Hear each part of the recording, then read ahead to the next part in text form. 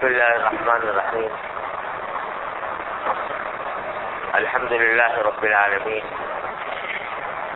والصلاة والسلام على سيدنا ومولانا محمد خاتم النبيين وعلى آله وأصحابه أجمعين وعلى كل من تبعهم بإحسان إلى يوم الدين. أما بعد، اللہ تبارک و تعالیٰ کا فضل و کرم ہے کہ اس نے رمضان مبارک کا ایک اور عطا فرما دیا.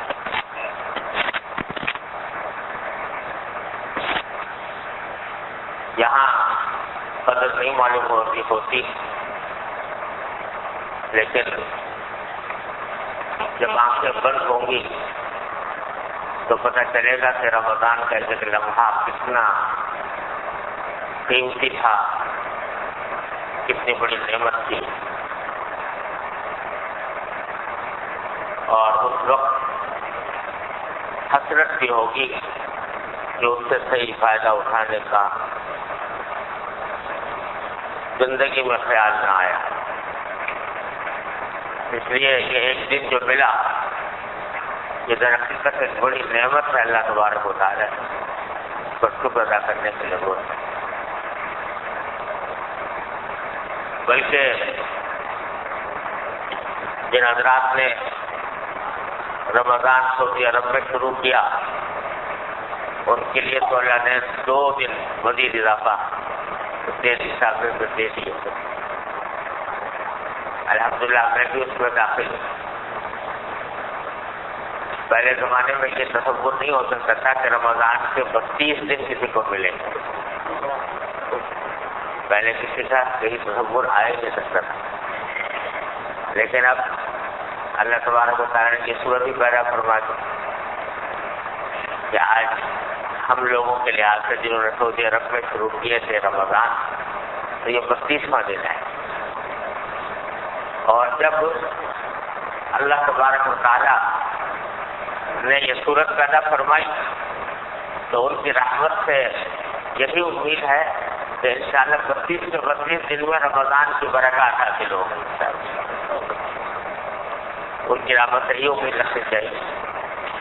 اللہ تبارک و تعالیٰ آپ فضل و کرم سے اس کے انوار و برکات عطا فرمائے.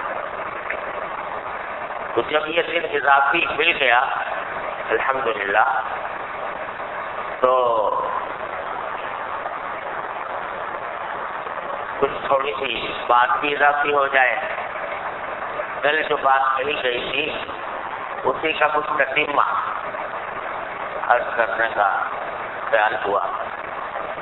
کل جو بات کہی تھی اس کا خلاصہ یہ تھا کہ یہ رمضان کا مہینہ در حقیقت اللہ تبارک و تعالیٰ کی طرف سے اپنے بندوں کے لیے ایک تربیت کا کورس ہے، ٹریننگ کا کورس،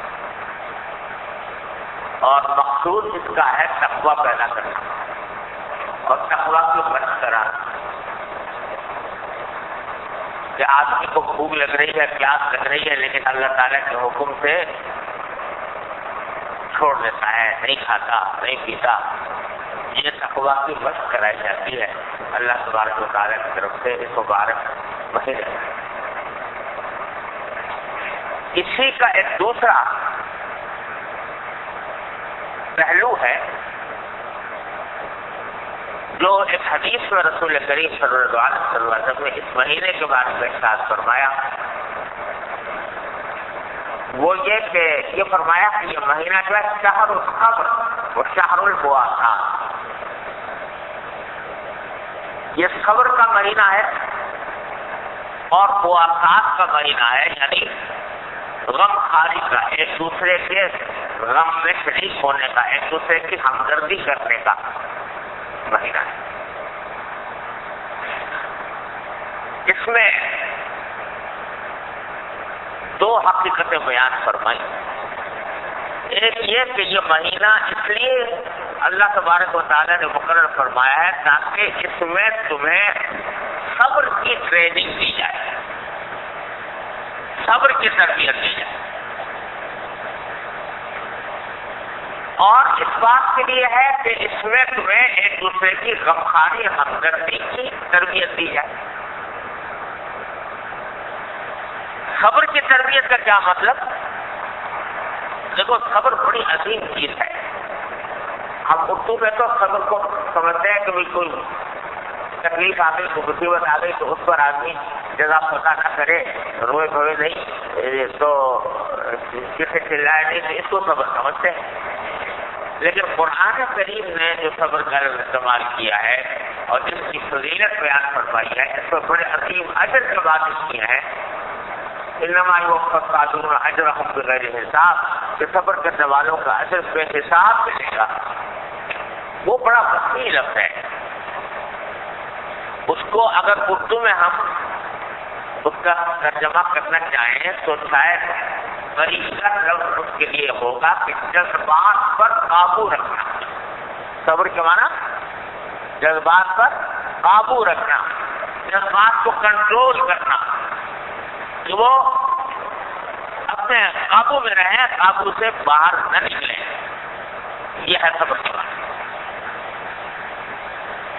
جیسے اسی وقت علماء کرام نے فرمایا 3 قسمیں ہوتی ہیں صبر کی. ایک صبر کے معنی صبر عن الطاعۃ، یعنی اللہ کی اطاعت پر ثابت قدم رہنا، اور اگر انسان کا نفس، شیطان، خواہشات، جذبات اس کو کسی طاعت سے یا کسی عبادت سے یا کسی حکم کی تعمیل سے برگشتہ کر رہے ہیں تو ان کا کہنا نہ مانے اور اللہ تبارک و تعالیٰ کے حکم کے آگے سر جھکا کر اللہ کے حکم کی اطاعت کرے. اس کا نام ہے صبر الطاعت. نماز کا وقت آ گیا، دل کو اشارہ جانے کو مسجد، طبیعت میں جذبہ پیدا ہو رہا ہے کہ گھر میں بڑی اچھی مسجد جمی ہوئی ہے اور سارے دوست احباب جمع ہیں، بڑے مزے کی باتیں ہو رہی ہیں اور اس وقت چھوڑ کے جانا بڑا گنا ہے، بڑا ٹھاک ہے. اب جذبہ یہ ہے کہ آپ چلو نماز مسجد میں نہ صحیح گھر میں ہی پڑھ لیں گے، اکیلے پڑھ لیں گے. یہ جذبہ آ رہا ہے. اب اس جذبے کو کنٹرول کر کے، قابو کر کے، نہیں مسجد نہیں کریں گے، جائیں گے مسجد اور جا کے نماز پڑھیں گے. تو یہ جو جذبے کو کنٹرول کیا، خواہش کو کنٹرول کیا، اس کا نام صبر ہے. صبر علی الطاعۃ. اسی طرح کسی وقت دل میں خواہش اور تقاضا پیدا ہو گیا گناہ کرنے کا، اعوذ باللہ، کوئی منظر نظر آیا اور دل چاہا کہ بس اس کو دیکھ لو، دیکھ کے اس سے لذت لے لو. یہ دماغ میں خواہش پیدا ہوا تو اب اس خواہش کے باوجود کہ شدت سے ہو رہا ہے تقاضا، خواہش پیدا ہو رہا ہے اور مسجد سے آنا بچل رہا ہے دل کہ یہ گناہ کر لوں، لیکن اللہ جل جلالہ کا حکم اور اس کی ممانعت اور نہیں اور اس کے عذاب کا تصور کر کے آدمی نے اپنے جذبات پر کنٹرول کیا اور کنٹرول کر کے قابو کر کے رک گیا. یہ ہوا صبر عن المعصیہ، معصیت سے بچنے کا اوپر اپنے آپ کو قابو پانا. یہ بھی سب کی اعلیٰ درجے کا. تیسری چیز جو ہے وہ ہے صبر علی المصیبہ. کوئی مصیبت پڑ گئی، کوئی تکلیف آ گئی، کوئی پریشانی لاحق ہو گئی. اب اس تکلیف اور پریشانی اور مصیبت کے وقت میں اللہ جل جلالہ کی تقدیر کا شکوہ کرنے کے بجائے آدمی یہ سوچے کہ جو اللہ نے کیا وہ وہی برحق. اگرچہ مجھے صدمہ ہو رہا ہے، تکلیف ہو رہی ہے، غم ہو رہا ہے، لیکن جو اللہ جل جلالہ کا فیصلہ ہے وہی برحق ہے. میرا اس میں اس کے آگے سر تسلیم کم کرتا ہوں. یہ صبر المصیبہ. یہ 3 قسمیں بیان کیا علماء کرام نے صبر کی. تینوں مراد ہوتی ہے قرآن کریم میں.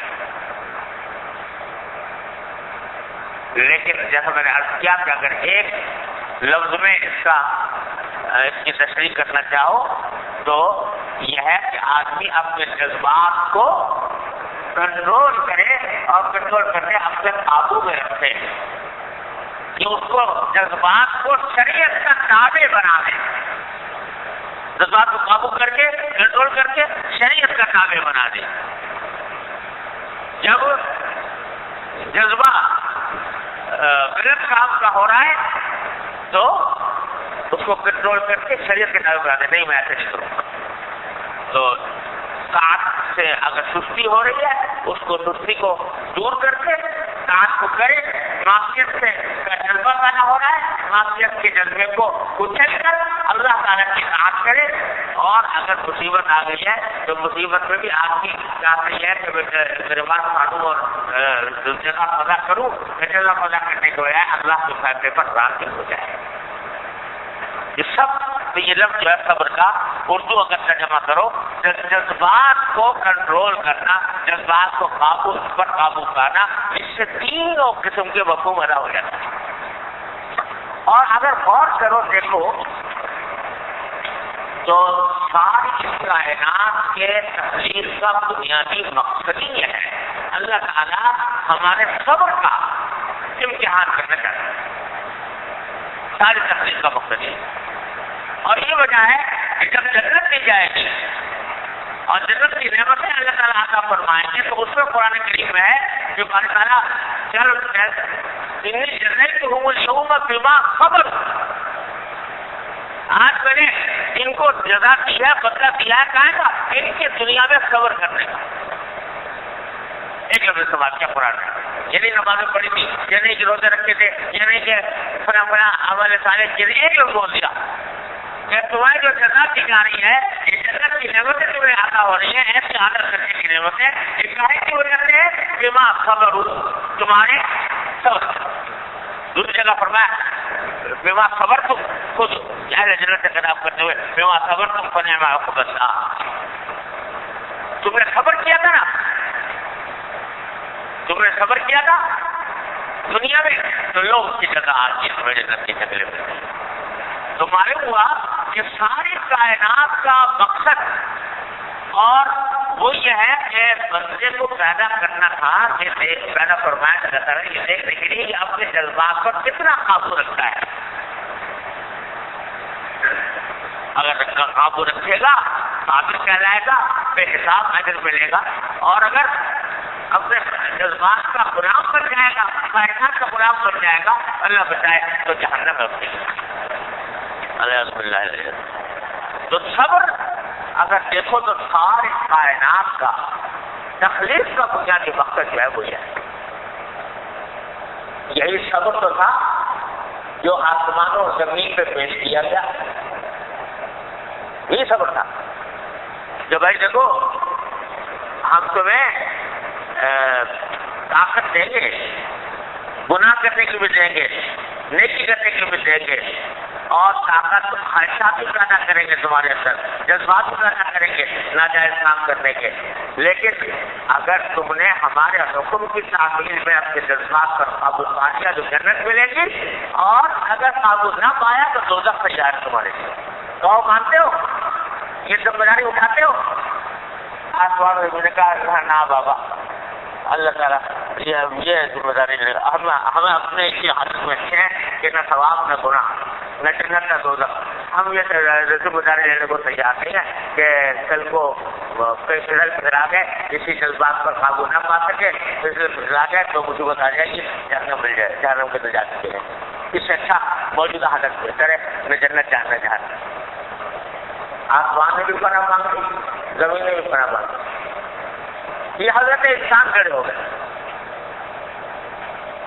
ہمارے حال انسان کہ ہاں میں کروں گا، وہ اپنا جو ہے وہ ساری ذمہ داری اٹھانے کے لیے یہ حضرت کھڑے ہو گئے، سمجھے نا؟ اور کہا کہ جی ٹھیک ہے اپنا دے دو، ذمہ داری دے دو، جذبات بھی دے دو، خواہشات بھی دے دو، اور پھر ہمارا امتحان بھی لو تو ہم امتحان میں کامیاب ہوں گے، جنت میں جائیں۔ قرآن کہتا ہے کہ سارے آسمان زمین تو عاجز آ گئے، انہوں نے انکار کر دیا، وہ ہمارا انسان نے اٹھانی ہے ذمہ داری، انہو کان ظلوما جہولا، بڑا نادان، بڑا ظالم تھا جو یہ ذمہ داری اٹھا لیں گے. خیر، تو یہ جو ذمہ داری ہے یہ کائے کی ذمہ داری ہے؟ ساری صبر کی ذمہ داری. سارا خلاصہ اس پوری کائنات کی تکلیف کا یہ کہ صبر کا امتحان لینا اللہ تبارک و تعالیٰ. اب جو اس امتحان میں پورا اترے تو جنت اور وہیں پر کہا جا رہا ہے کہ ہم نے تمہیں جزا دی ہے یہ تمہارے صبر کی وجہ سے. تو بھائی قرآن جو نبی کریم صلی اللہ علیہ وسلم نے اس مہینے کو شہر الصبر قرار دیا، یہ صبر کا مہینہ ہے.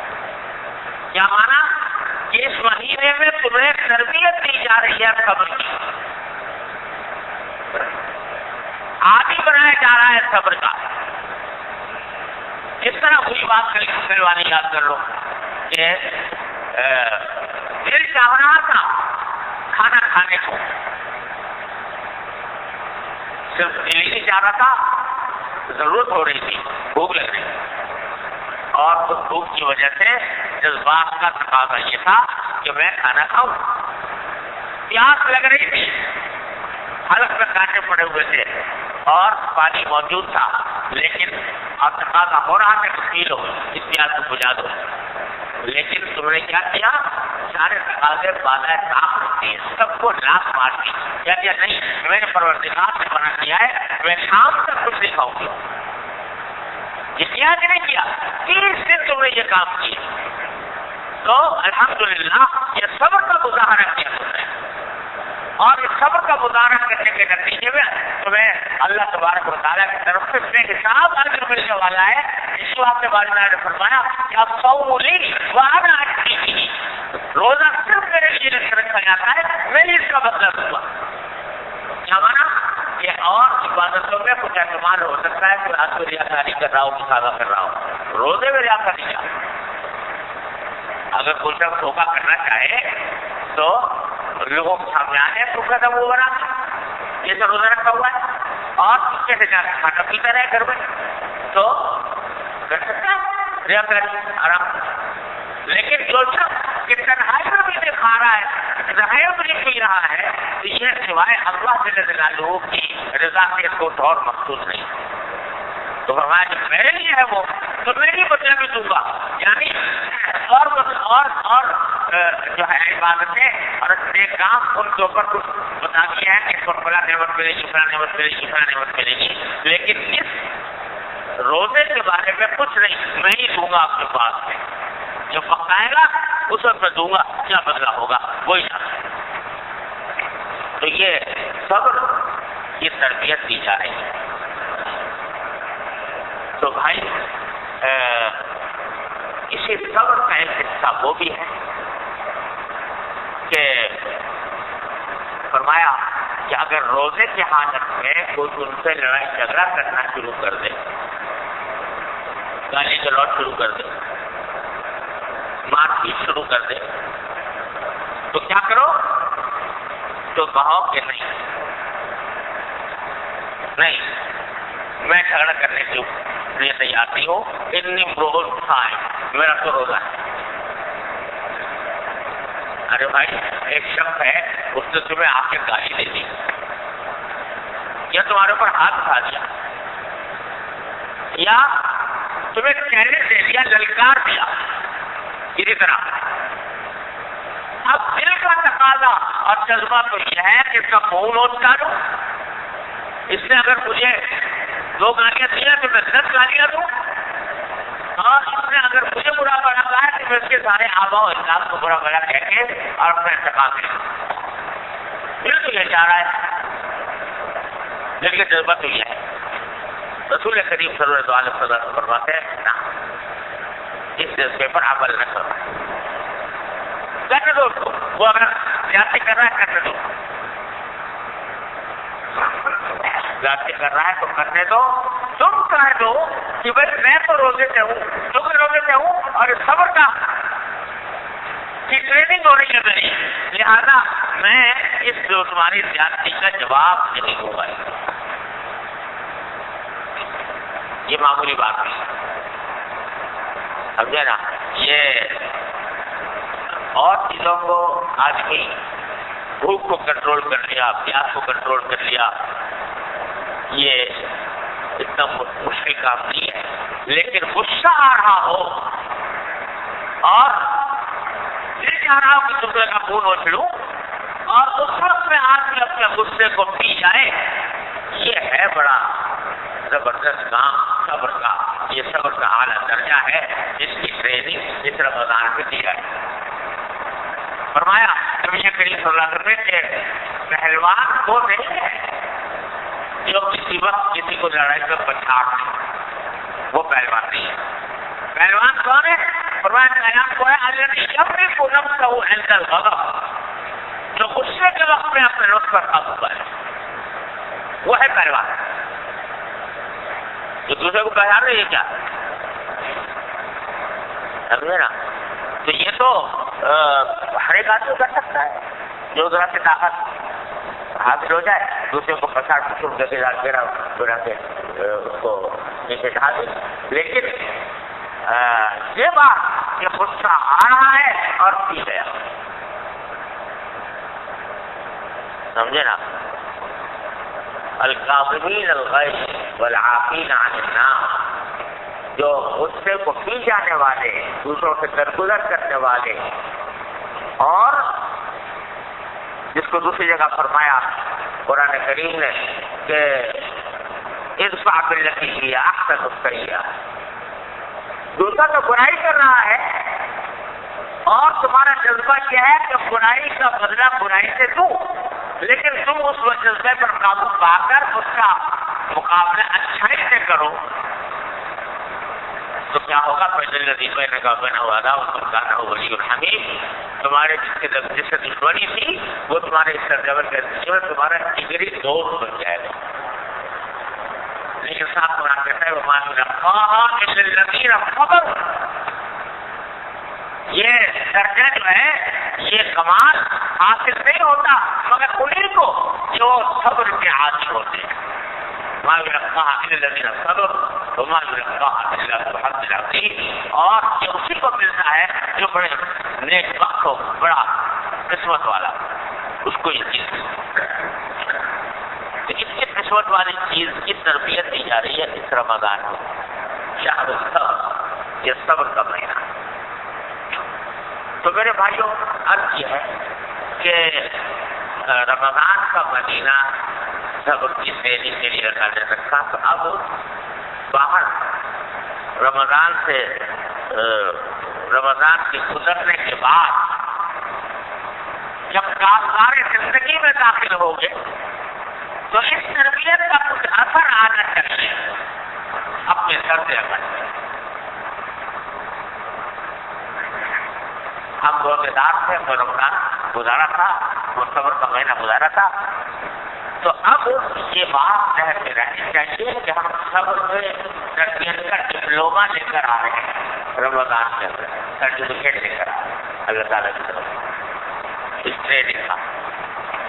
لہٰذا اب جب واسطہ پیش آئے اللہ کے بندوں سے اور وہاں تقاضے پیدا ہو غصے کا اظہار کرنے کے، مار پیٹ کرنے کے، لڑائی جھگڑا کرنے کے، تو وہاں اپنے جذبات کو دبا جاؤ. اگر دل چاہے لڑنے جھگڑنے کا، برا بھلا کہنے کا، کسی کے ساتھ زیادتی کرنے کا دل چاہے تو یاد کر لو کہ بھائی ہم تو رمضان کے مہینے میں اللہ تعالیٰ کی بارگاہ سے ٹریننگ کر کے آ رہے ہیں سب کی. لہذا اس کا تقاضا یہ ہے کہ چاہے کتنا ہی ہمارا دل چاہ رہا ہو دوسرے پر غصے کا اظہار کرنے کا، غصے کو ہم پی جائیں. حدیث و نبی کریم سرور دو عالم صلی اللہ علیہ وسلم نے ارشاد فرمایا کہ اللہ تبارک و تعالیٰ کو جتنے بھی انسان گھونٹ پیتا ہے جتنے بھی ان سارے گھونٹوں میں کوئی گھونٹ اللہ کو اتنا پسند نہیں ہے جتنا غصے کا گھونٹ پینا. جب کوئی بندہ اللہ کی خاطر غصے کا گھونٹ پیتا ہے تو اس سے زیادہ اللہ کو کوئی اور محبوب نہیں ہے. یہ نکل بات سمجھے. تو اس لیے اب یہاں سے نکل کر جب جائیں تو سمجھیں کہ بھائی ہم اب ایسے نہیں ہے کہ جو جی میں آیا کہ گزرے غصے کے اندر جو طبیعت سے آ گئی وہ کام کر لیا, ہاتھ اٹھا دیا کسی پر, کسی کے خلاف زبان کو کھول دی, کسی کو برا بھلا کہہ دیا. ارے بھائی یہ جو زبان ہے یہ اللہ تبارک و تعالیٰ کی دی ہوئی ایک امانت ہے تمہارے پاس. یہ نہیں یہ کینچی کی طرح چلتی رہے صبح سے لے کے شام تک اور کوئی پرواہ نہ ہو کہ کیا لوگ زبان سے نکل رہا ہے. لیکن لفظ تمہارا ریکارڈ ہو رہا ہے اللہ تبارک و تعالیٰ کی بات ہے. لہٰذا جب زبان سے کوئی لفظ نکالو تو پہلے توڑ دو اس کو, میزان انصاف میں توڑ لو کہ آیا یہ بات صحیح کہہ رہا ہوں یا نہیں, مبالغہ تو نہیں ہے اس میں, جھوٹ تو نہیں ہے اس میں, خلاف واقعہ تو نہیں ہے, کسی کی دل آزاری تو نہیں ہو رہی, کسی کی برائی تو نہیں ہو رہی, کسی کے ساتھ زیادتی تو نہیں ہو رہی. یہ سوچ سمجھ کر کلمہ زبان سے نکالو. یہ سب صبر کا نتیجہ ہونا چاہیے کہ آنکھ قابو میں ہو, کان قابو میں ہو, زبان قابو میں ہو, کہ جذبات چاہے کچھ بھی کہہ رہے ہو لیکن ان سے کوئی ایسی چیز ثابت نہ ہو جو اللہ تعالیٰ کو ناراض کرنے والی ہو, جو صبر کے خلاف.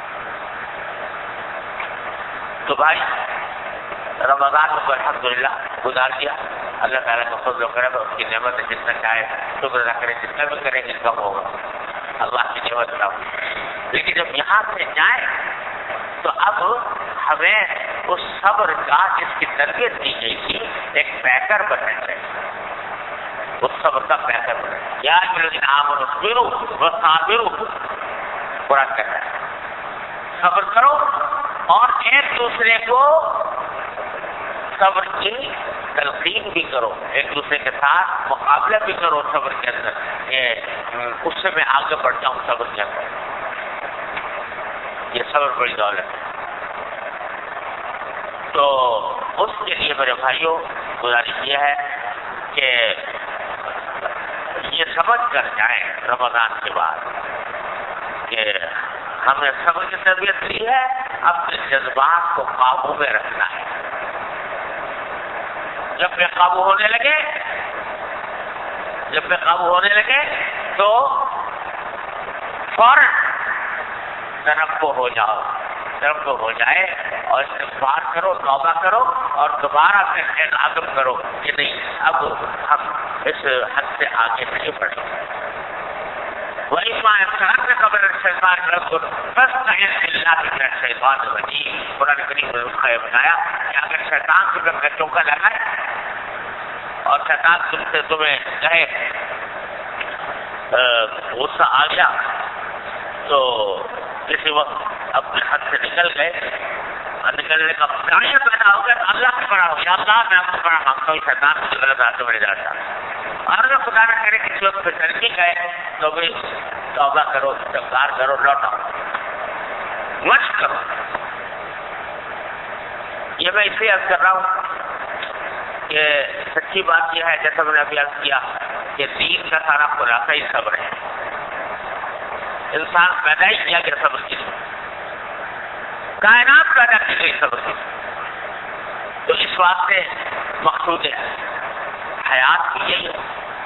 اور دوسری بات یہ کہ ہم لوگ جو ہیں ہمارے معاشرے میں جو ہے جذبات کو قابو میں رکھنا یہ بڑا ہی مشکل ہو گیا ہے. مشکل کا مطلب یہ کہ بہت کم لوگ ہیں جو اس کے اوپر عمل کریں. ہر ایک اپنے جذبات کے ہاتھوں میں کھیل رہا ہے. یہاں تک کہ وہ لوگ جو نماز, روزہ, حج, زکات, عبادات, تسبیح, اوراد, وظائف اس سے پابند ہیں, جب معاشرت کے بعد میں پہنچتے ہیں, جب لوگوں کے ساتھ معاملات پیش آتے ہیں تو اس میں جذبات قابو میں نہیں رہتے. اس میں غصہ ہاتھ سے بڑا ہوا ہے, دوسروں کے ساتھ زیادتی ہو رہی ہے, حقوق طلب ہو رہے ہیں دوسروں کو. ایسا تو رمضان کے مہینے سے یہ سبق لے کر جائیں کہ بھائی جس طرح اللہ کا حقوق ہے جس طرح بندوں کے بھی حقوق، اور بندوں کے حقوق کی ادائیگی کے لیے بھی ہم اپنی زبان کو قابو میں رکھیں گے، کوئی کلمہ زبان سے ایسا نہیں نکالیں گے جو حد سے نکلا ہوا۔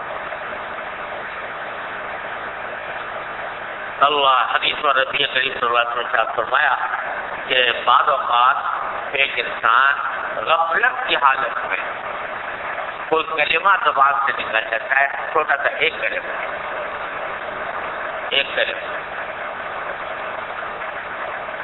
تو وہ ایک کلمہ ایسا ہوتا ہے کہ اس کو جہنم کے بالکل نچلے طبقے میں لے جا کر ڈال دیتا ہے، ایک کلمہ جو زبان سے نکلا،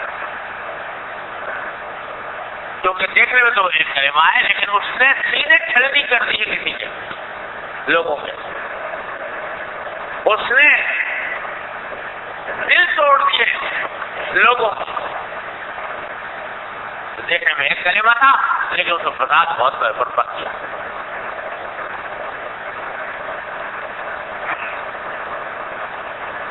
تو بعض لوگ کہتے ہیں میں نے کہا کیا تھا، ایک جملہ بولا تھا کہ ایک کلمہ کہا تھا۔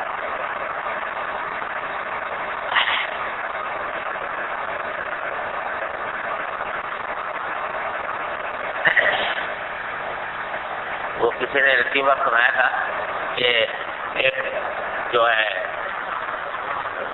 گھر میں ایک بہو جو ہے وہ بیچاری رو رہی تھی بہت، تو کسی نے ساتھ سے جا کے پوچھا کہ بھائی یہ کیوں رو رہی ہے اور کیوں اتنی پریشان ہو رہی ہے، ادھر سے ادھر پھر رہی ہے، کبھی تڑپ سی رہی ہے، کیا وجہ کیوں رو رہی ہے؟ تو ساتھ نے کہا کہ ارے بھائی کیا بتاؤں، ایک کلمہ میرے منہ سے نکل گیا تھا، ایک لفظ میرے منہ سے نکل گیا تھا، بس وہ لفظ کیا نکل رہا تھا کہ ناچی ناچی پھر رہی ہے، اور کلمہ میں کیا نکل گیا تھا؟ جب میں نے اس سے کہا تھا کہ تیرا باپ غلام تیری ماں باندھی اور تو گش کی، اتنی طرح کی بات میرے منہ سے نکلی تھی، اور یہ جناب قیامت آ گئی، اور یہ وہ تو وہ اب اسی طرح کی بات تھی کہ باپ تیرا غلام اور ماں تیری باندھی اور تو کرتی، تو اتنی سی بات وہ کہہ رہی ہے لیکن اس بیچاری کے اوپر تو قیامت ٹوٹ گئی۔ تو بالوں کا ایک کلمہ ذرا سا ہوتا ہے، دیکھنے میں ایک کلمہ ہے چھوٹا سا کہنے کو، لیکن وہ قیامت ڈھا دیتا ہے، وہ فساد برپا کر دیتا ہے، وہ دلوں کو توڑ دیتا ہے، سینوں کو چھلنی کر دیتا ہے۔ اس واسطے جو لفظ بولو تول کر بولو،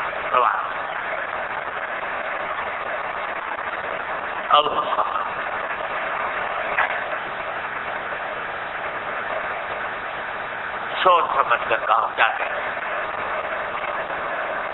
تو بھائی یہ عزم لے کر جائیں رمضان، انشاءاللہ اپنے جذبات کو قابو کریں۔ دوسری صفت جو بیان فرمائی تھی نبی کریم صلی اللہ علیہ وسلم کی، وہ شہر المواسات، یہ غمخواری کا مہینہ، وہ دوسرے اپنے بھائیوں بہنوں کی غمخواری کی طرح اس میں تربیت دی گئی ہے۔ افطار کراؤ دوسروں کو بڑا ثواب ملے گا۔ ایک کھجور سے افطار کرا دیا کسی کو، ایک پانی کا گھونٹ کسی کو دے کر افطار کرا دیا، اس کا اتنا اجر و ثواب۔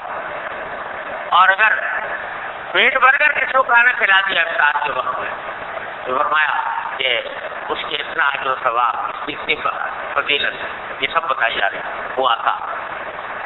اور صدقات کی ترغیب دی جا رہی ہے، خوب صدقہ دو اس زمانے میں، دوسرے لوگوں کے حاجات پوری کرو۔ نبی کریم صلی اللہ علیہ وسلم کے بارے میں حدیث سناتا ہے کہ رمضان کا مہینہ ہوتا تھا تو آپ کا اجودہ تفریح المرسل، تو آپ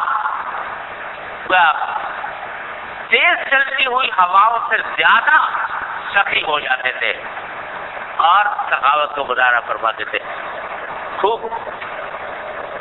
لٹاتے تھے اس زمانے کا، تو یہ ہوا تھا. اور فرمایا ذرا 1 روپیہ دیا کسی کو صدقے میں تو 70 روپے کے برابر ثواب ملا. تو اتنا زیادہ اللہ نے فضیلت رکھی اس مواقعات. یہ بھی تربیت دیا ہے. اور اس تربیت کا نتیجہ یہ ہونا چاہیے کہ جب رمضان سے آدمی باہر نکلے تو اس کے دل میں مخلوق خدا کی محبت ہو، مخلوق خدا کی خیر خواہی ہو، مخلوق خدا کی خدمت کا جذبہ ہو. یہ اس تربیت کا ایک نتیجہ یہ ہونا چاہیے. خلق خدا کی جو پر سب کا راستہ. ہمارے حضرت والا حضرت حارث قدس اللہ تعالیٰ سے وہ فرمایا کرتے تھے، اللہ تعالیٰ ان کے درجات پر فرمایا کرتے تھے کہ حضرت کی باتیں عجیب ہو کرتی.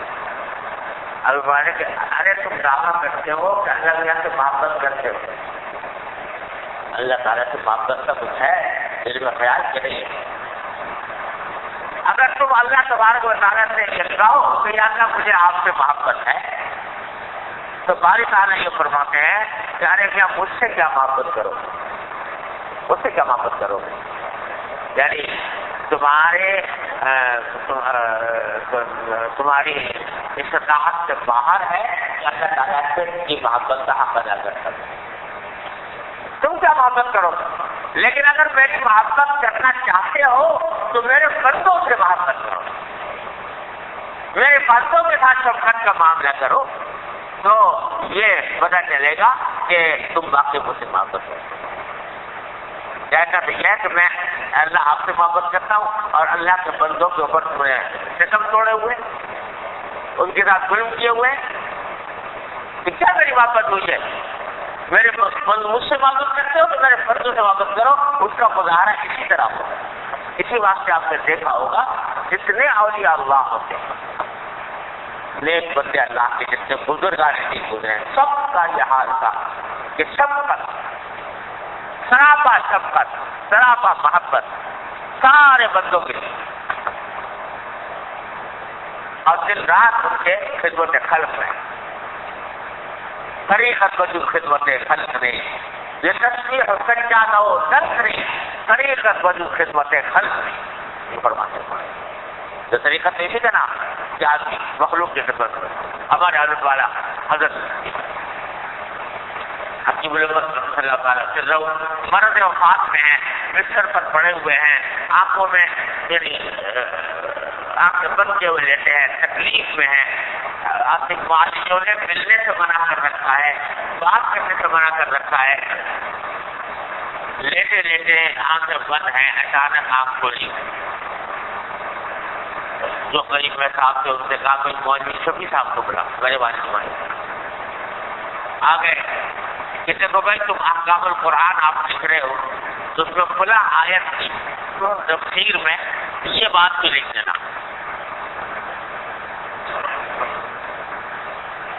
اب تمہارے سے پہلے صاحب حضرت کے بانجے تھے، وہ بڑے سخت آدمی تھے اور حضرت سے بڑے لاڈلے بھی تھے، اور حضرت نے ان کو متعلم بھی بنایا ہوا تھا.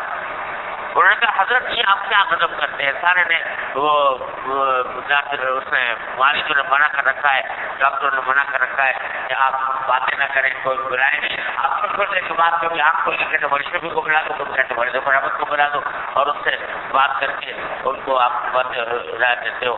کیا یہ آپ خدا کے لیے ہمارے اوپر رحم کرو، اس طرح کر کے ان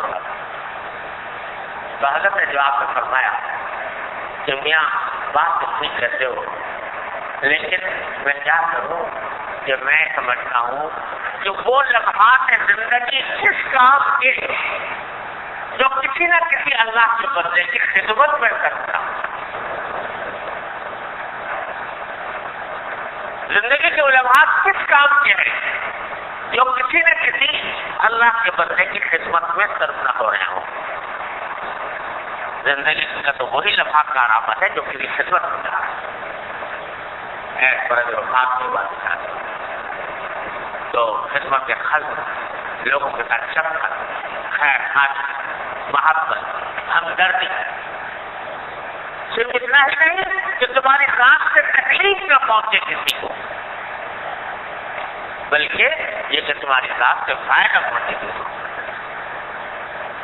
امام غزالی رحمۃ اللہ علیہ نے بڑے خوبصورت انداز میں بات کیا ہے اور لوگ کہ دیکھو اگر تم غور کرو کہ اس کائنات میں جو جانور پائے جاتے ہیں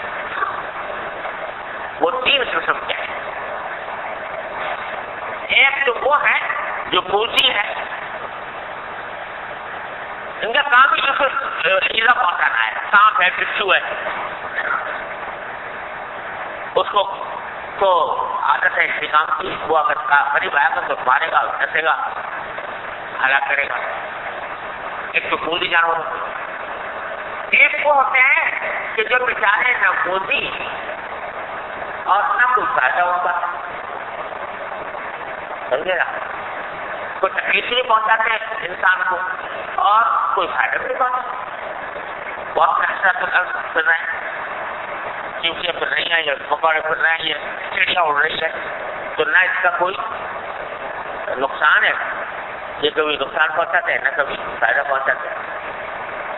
تیسرے وہ ہے کہ جو نہ صرف یہ کہ نقصان نہیں پہنچاتے بلکہ فائدہ پہنچاتے ہیں، گائے ہے، بھینس ہے، بکری ہے، یہ ایسے جانور ہیں کہ جو صرف یہ نہیں کہ تمہیں نقصان نہیں پہنچاتے بلکہ فائدہ پہنچاتے ہیں، دودھ دیتے ہیں تمہیں، گوشت ان کا کھاتے ہو، ان کو سواری کرتے ہو، ان سے کام لیتے ہو۔ تو حضرت امام غزالی فرماتے ہیں جانوروں کی یہ 3 قسمیں ہیں، تو اے انسان تو کون سا جانور بننا چاہتا ہے؟ سانپ بچھو بننا چاہتا ہے کہ دوسرے کو تکلیف پہنچائے، یا گائے بھینس بکری بننا چاہتا ہے جیسے تکلیف نہ پہنچائے بلکہ فائدہ پہنچائے؟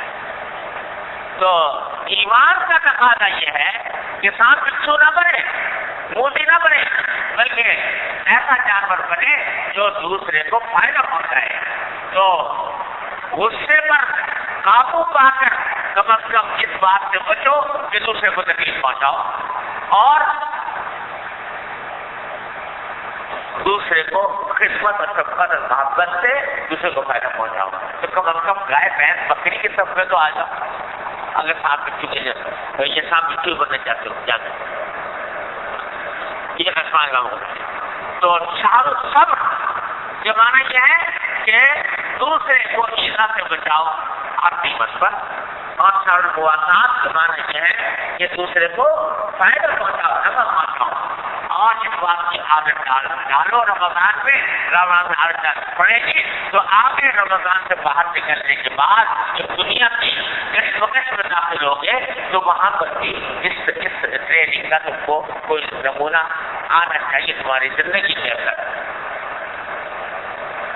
شاہ الصبر و شاہ المواسات، معلوم ہوا کہ جب اس ٹریننگ کے کورس سے نکلا بندہ تو یہ اپنے پروردگار کی طرف رجوع کرنے والا بھی ہے جیسا کہ اللہ نے کیا تھا، اور یہ اپنے نظرات پر قابو پانے والا بھی ہے، اور یہ دوسروں کو نفع پہنچانے والے بھی۔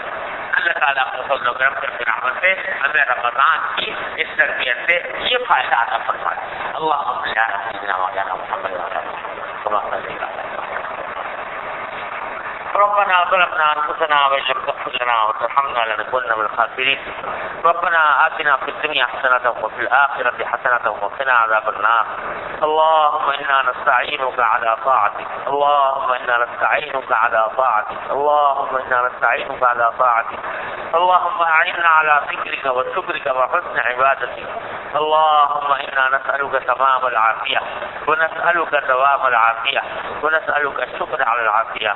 اللهم اجعلنا من عتقاء رمضان، اللهم اجعلنا من عتقاء رمضان، اللهم اجعلنا من عتقاء رمضان.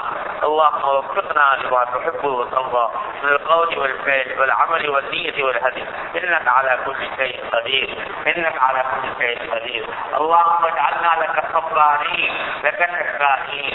اللهم يا أرحم الراحمين اجعلنا لك ربانين ولك شكارين ولك رحابين لك بالدعاء إليك مخبتين اللهم منيبين يا أرحم الراحمين يا غياث المستغيثين يا أمان المستجيبين يا مجيب دعوة المضطرين رحمن الدنيا ورحمها ارحمنا برحمتك تغنينا منا بها عن رحمة من سواك یا ارحم الراحمین اپنے فضل و کرم سے اپنی رحمت سے اس رمضان کے اندر جو کچھ بھی اللہ اپنے توفیق عطا فرمائی جس عبادت کی بھی توفیق عطا فرمائی اپنے فضل و کرم سے اپنے بارگاہ میں اس کو شرف قبول بھی عطا فرما لیجیے یا اللہ ہماری حیثیت پر نظر نہ فرمائیے اے اللہ اپنے رحمت پر نظر فرما کر اپنے فضل و کرم سے اس عبادتوں کو قبول فرما لیجیے یا اللہ ہمیں معلوم ہے کہ ہماری طرف سے جو کچھ ہمارے اعمال کی نسبت سے ہماری کوششوں کی نسبت سے ہماری اطاعت کی نسبت سے یا اللہ یہ سب کوٹی پونجی ہے یا اللہ یہ سب کوٹی پونجی ہے لیکن اللہ جب آپ نے توفیق عطا فرمائی ہے تو اپنے فضل و کرم سے اپنی رحمت سے اسی کوٹی پونجی کو قبول فرما لیجیے جینا کا بجا عاطف الزار واوصل الخير فاطعنا بجا عاطف الزار واوصل الخير واوصل الخير وتصدق علينا یا ارحم الراحمین اپنے فضل و کرم سے اپنے بارگاہ میں اس کو قبول فرما لیجیے ربنا ہمارے روزوں کو بھی اے اللہ ہماری تراویح کو بھی ہماری تلاوت کو بھی اے اللہ اپنے جو کچھ آپ کے نام کے لیے توفیق ہوئی یا اللہ اس کو بھی اپنے فضل و کرم سے قبول فرما لیجیے اے اللہ اس میں ہم نے اپنی بے ادبیوں سے اپنی غلطیوں سے یا اللہ اپنی بے عملیوں سے جو کوتاہیاں پیدا کی اے اللہ اپنے فضل و کرم اپنی رحمت سے ان کو بھی معاف فرما لیجیے ان سے درگزر فرما دیجیے اے اللہ آپ نے رمضان کے مقدس مہینے میں جو انوار برکات اور رحمتیں اے اللہ آپ نے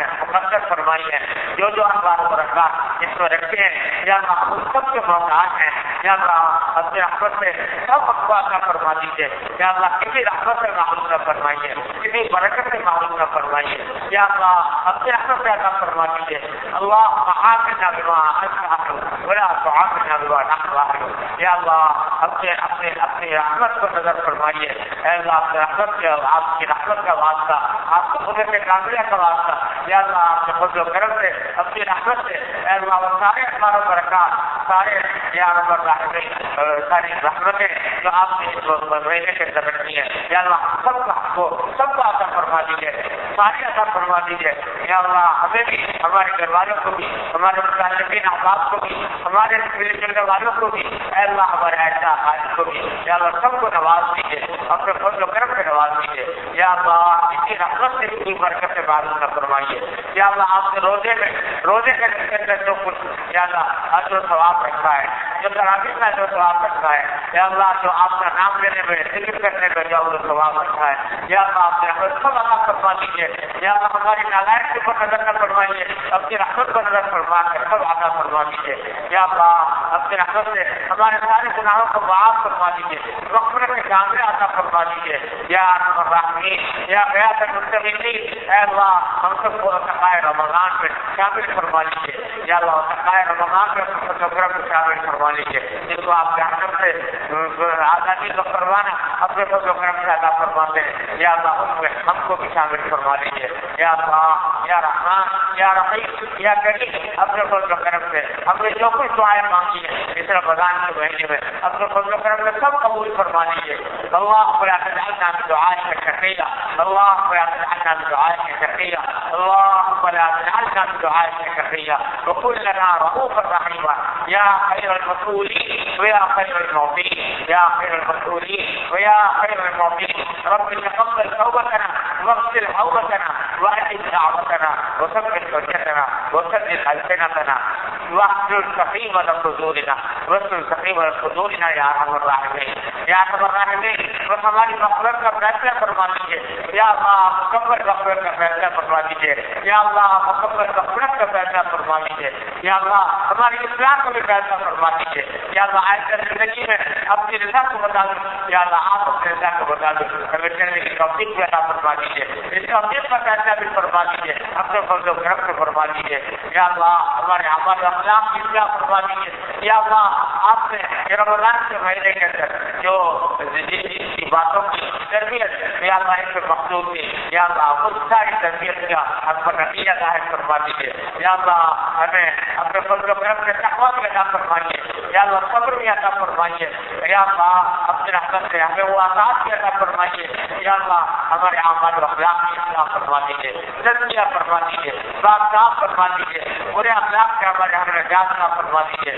اللهم انا نسألك من خير ما سألك من عبدك ونبيك محمد صلى الله عليه وسلم، ونعوذ بك من شر ما استعاذك من عبدك ونبيك محمد صلى الله عليه وسلم۔ ربنا تقبل منا انك انت السميع العليم وتب علينا انك انت التواب الرحيم، وصلى الله تعالى على خير خلقه محمد وآله وصحبه اجمعين، آمين برحمتك يا